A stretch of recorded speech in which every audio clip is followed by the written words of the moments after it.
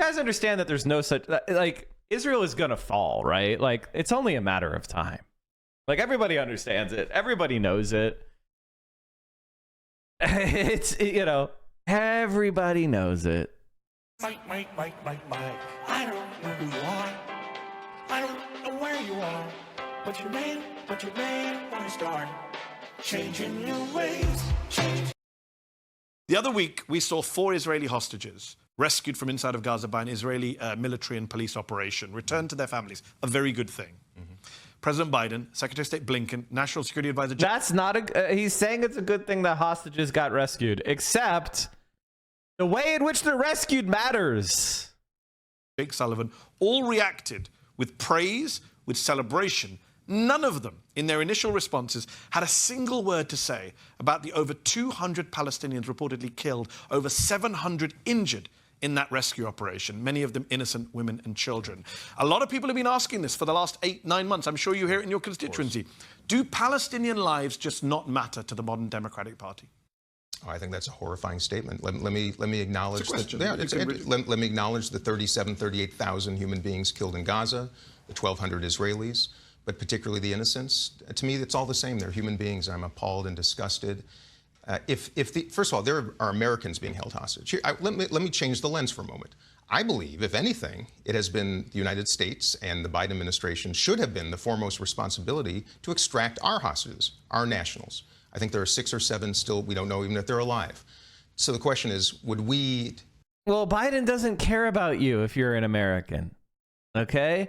He has to kowtow to Israel. Oh, are you an American being killed? Let me go ask Bibi if he's allowed to be mad about that. Can I just say that Joe Biden has been just like, he's been so successful in destroying the left, and not in the way that I thought he was going to destroy it, right? Like, I thought Joe Biden would destroy the left by putting in his little minions and doing like little secret, supporting primaries and suppressing them and blaming them.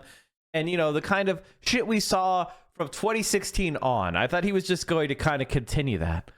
But he has destroyed the left because he is so incompetent and so evil that everybody with a conscience who looks at anybody who supports Joe Biden wants nothing to do with them. And so the leaders, the so-called leaders that have power, who came from left-wing supporters, are having their reputations utterly demolished in a vain and purposeless attempt to revive Joe Biden's fortunes, which, don't worry, we're going to get into. Joe Biden is fucking toast. Undertake an effort to extract American hostages, 2, 3, 4, 7. If we knew 200 civilians would be killed in the process? What's the answer? Boy, that's a tough. That's a tough question. The answer is no. You shouldn't do that, especially if you could just negotiate the release. Tough question. If you're the leader of a country, absolutely. You killed 200 people to save 6. Mehdi, look at our. First of all, I'm the son of I'm a Gold Star son. I lost my dad in Vietnam. One of the most despicable, I think, wars of the United States has ever prosecuted. We've killed hundreds of thousands of. What is that? Okay, wait. So it's despicable up until the point we do it again? You're supposed to not do despicable things. You're not supposed to go, well, we did despicable things before, so we get to do despicable things again? What are you talking about, man? Innocent people over the years. We continue to. Look at what we did in Japan to end a war. These are philosophical questions. We didn't end. The war in Japan did not end because of the nuclear bombs, okay? The war in Japan ended because the Soviets ended their neutrality. And Japan's last hope of a negotiated settlement ended. But you know what else happened? The United States accepted their conditions for surrender. The United States let the royal family of the emperor off scot-free. And why did we do that? Because we were worried about the Soviet Union actually invading Japan and tearing off a chunk of it. How different might the world have been if there was a North Japan and South Japan. That is why the war ended, is because the United States of America said, okay, we won't do unconditional surrender after all. We promised to leave the emperor in place. And so the militarists were bent the knee to the emperor. It wasn't because of the nukes. We had already demolished Japanese cities with firebombs. If demolishing a city is what ended the war, why had the war ended before, after we firebombed Tokyo? Because demolishing the cities is not what the leaders of Japan were looking at. They were looking at for their own impunity. And if they had any reasonable prospect of protecting their position. It's not, I mean, this is like, if you look at history and go, yeah, the nukes ended the war, you're stupid. You're legitimately, you need to go back and learn how to read. And this isn't my opinion. This is information taken directly out of the negotiations and the discussions being held in the Japanese Imperial War Cabinet.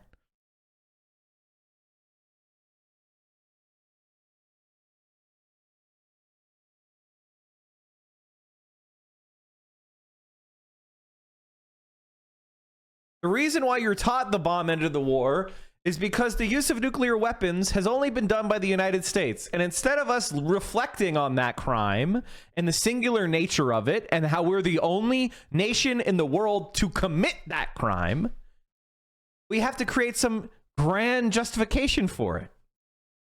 There is no justification for it. It was gratuitous, it was unnecessary, and it didn't end the war faster. It absolutely did not.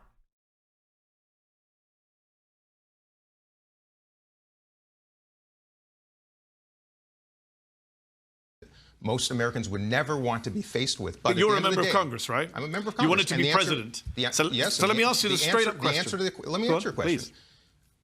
I believe, as the President of the United States, his or her obligation should always be the safety and security of Americans first. It does not mean dismissing other humanity. But in the case of hostages, when it comes to this, and we've tried this before, and we've seen carnage. The fact of the matter is, I think we should extract. And by the way, if that means there are civilian deaths as a result, unfortunately, that's, I think, a cost. Well, the cost implies there's no other choice. We, of course, know that there was another way to get the hostages out. I have empathy. No, well, hold on. There's another way to get the hostages out. We got over 100 hostages out in a deal in November. You could have got Benjamin Netanyahu blocking another deal. But just I want to be very specific. In your view, is killing 274 Palestinians, including many children, an acceptable price to pay for the freeing of 4 Israelis? Like I said, I don't. This you want a clear answer, and you want to make this black and white. Is it an acceptable price to pay? It's an unacceptable price, but I think it's a price that has to be paid. Wow. So, if you're saying that to get free people from the clutches of horrible captivity, hostages, people possibly being abused in captivity, to free them, you have to pay a price, right? It's a horrible price. Does that ratio work the other way? How many Israelis can Palestinians kill in order to free Palestinian detainees who are currently being tortured in Israeli captivity, some of them being raped to death, according to the New York Times last week? Can they kill 200 Israelis? Hold on, let me finish the question. Can they kill 200 Israelis to free 4 Palestinians who are being tortured in an Israeli prison? I think it's a question that I'm sure Palestinians are asking the same way as Israelis. But no, you answered it. You answered it for Israel. I would like you to answer it in reverse. Let me just clarify. Well, you have to understand the Palestinians are not white, and they don't help us commit genocidal crimes all over the world. So their citizens aren't really worth our consider, and they don't have a giant lobby that stuffs money in my pocket. So something you just said. You said Palestinian prisoners are being raped to death by Israeli soldiers. Yes, this is a report in the New York Times last week. Okay. I don't believe that to be true. This is why. Okay, I'm going to demonstrate to you, chat, why I like Mehdi Hasan. In 3. Nonetheless, a 41-year-old detainee said the interrogators made me sit on something like a hot metal stick, and it felt like fire. He said another detainee died after they put the electric stick up his anus.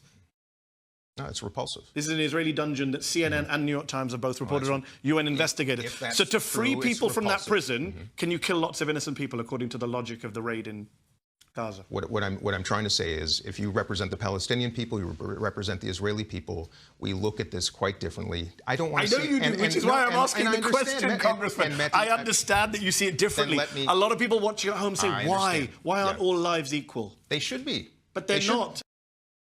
They should be. They should be. Except I support a system that makes them not equal, and that is the necessary statement of liberalism right there, chat.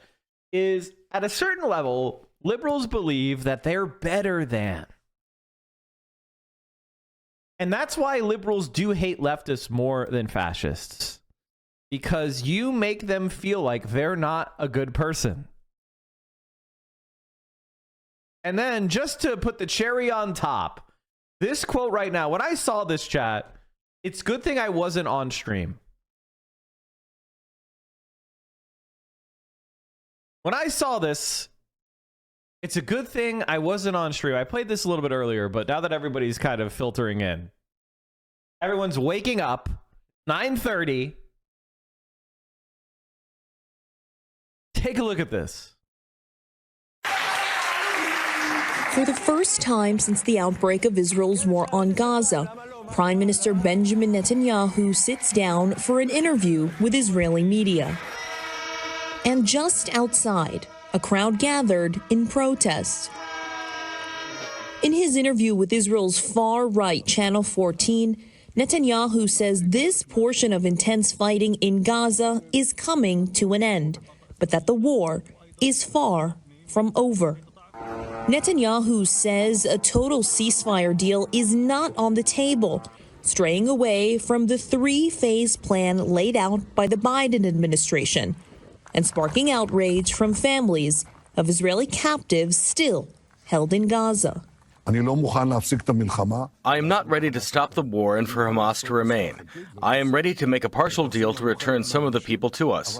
But we are forced to continue this war after the truce to reach our goal, which is removing Hamas. I'm not ready to compromise. And on the escalating situation with Hezbollah, he says Israel is prepared for all possible scenarios, including a full-scale war. After the end of the severe phase of the war, we will have the possibility to transfer part of the troops to the northern borders, and we will do it. Firstly, for defensive purposes, and secondly, to return the population to their homes.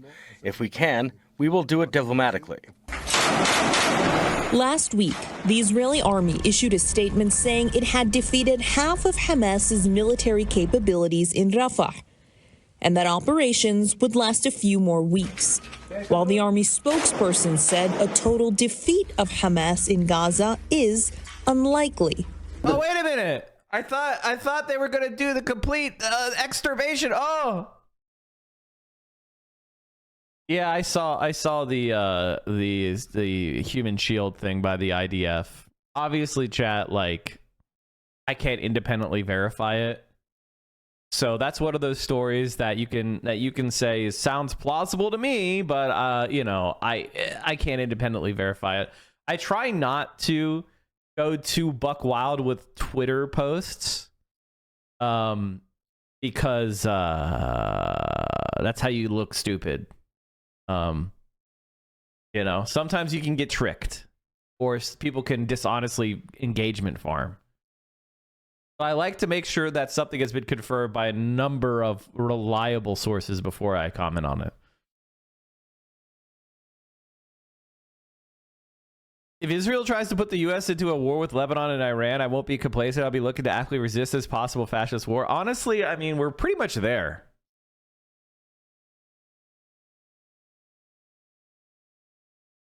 NPR said it happened this morning. So yeah, no, I mean, that sounds like it's pretty verified. So if you have a video, so if you have an atrocity that you think is being committed, and you have multiple reliable, or I should say reliable, but more mainstream sources that have confirmed it, especially if the confirmation is against that mainstream source's bias.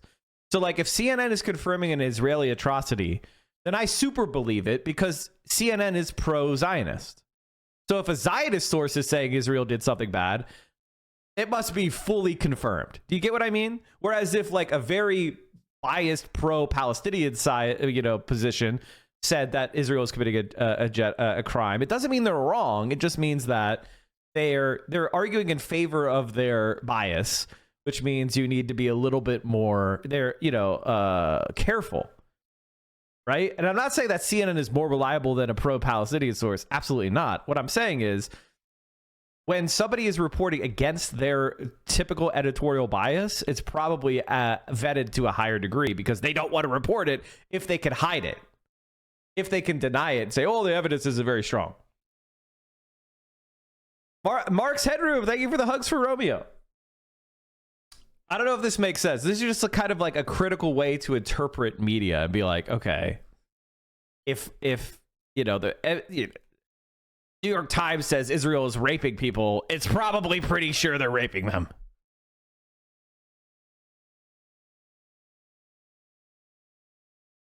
Israeli military straps injured Palestinian man to hood of Jeep. The Israeli military strapped an injured Palestinian man to the hood of a military vehicle during an operation on Saturday in the occupied West Bank. West Bank? West Bank?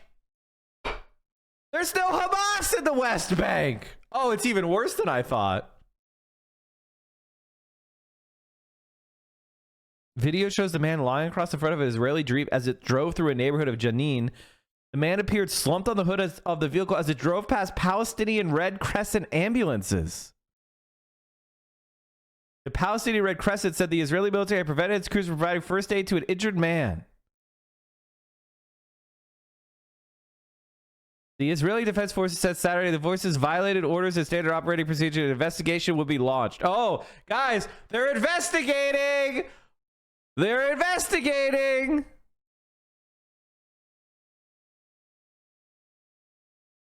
All right, let's move on. Let's move on. She has no idea who Mike is. Mike. I don't know who you are. I don't know where you are. But you may want to start changing your ways.